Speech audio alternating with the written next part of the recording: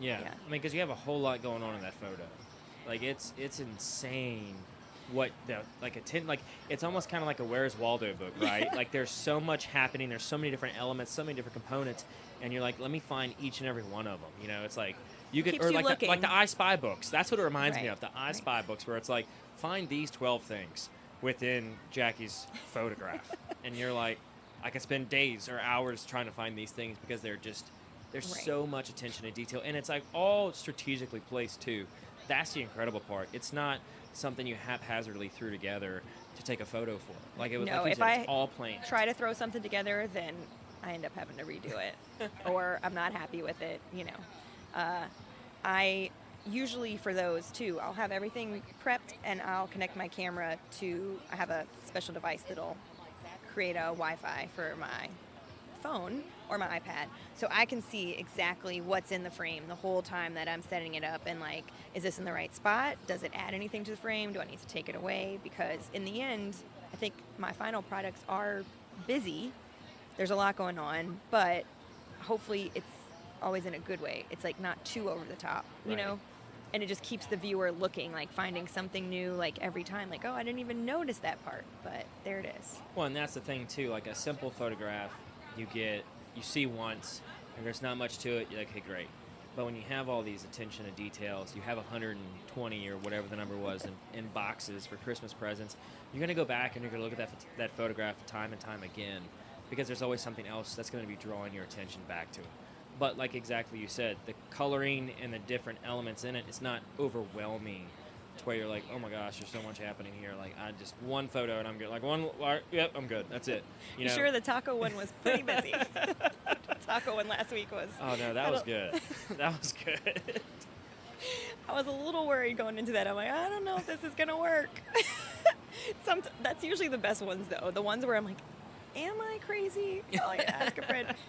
Phone in. Is this too over the top? Did I get too weird? Is this too much for this one photograph? And it's usually no. Go for it. Get weirder. But that's perfect. And having that support system is fantastic. Those friends or that group of people that's like, no, Jackie, add more. Go up another level. Take it to another level. Pour the queso on the umbrella. Do it. It doesn't matter how messy it is. Just pour the queso. It's all for the gram. All for the gram. So I want to get a little bit more into the business side of things. So obviously you took biology. I did. And then you went to be a photographer of hearts.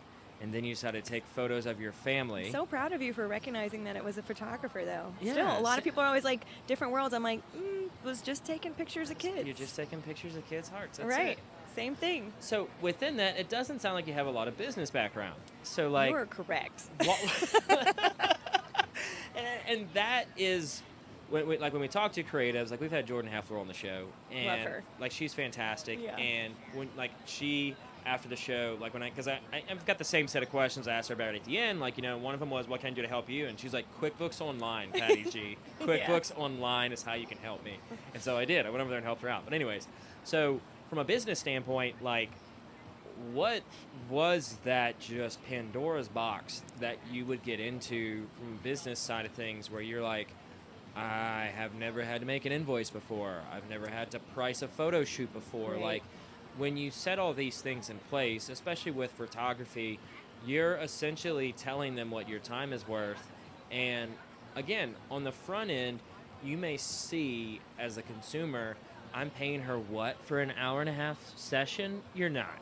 You're paying for all the back end. You're paying for the editing. And my updated equipment and the years of experience. And it's so much more. And the digital aspect. I mean, you know how big files are. Like, I've never deleted any. I have every raw file that I've almost ever taken. Holy smokes. Yeah, because I'm crazy. Well, you but I've also had people who have lost them or come back to me and be like, that black and white photo, love it so much. Can I get it in color? And if I didn't have the raws, then you can't. You can always turn color into black and white, but you can't go backwards on a JPEG and make the color appear. No. So, yeah, I pay for a lot of storage. Yeah, and storage is not cheap. Whether you're paying for cloud storage or you're paying for physical storage that you can hold the device in your hand, it's not cheap. Right. And it's very pricey.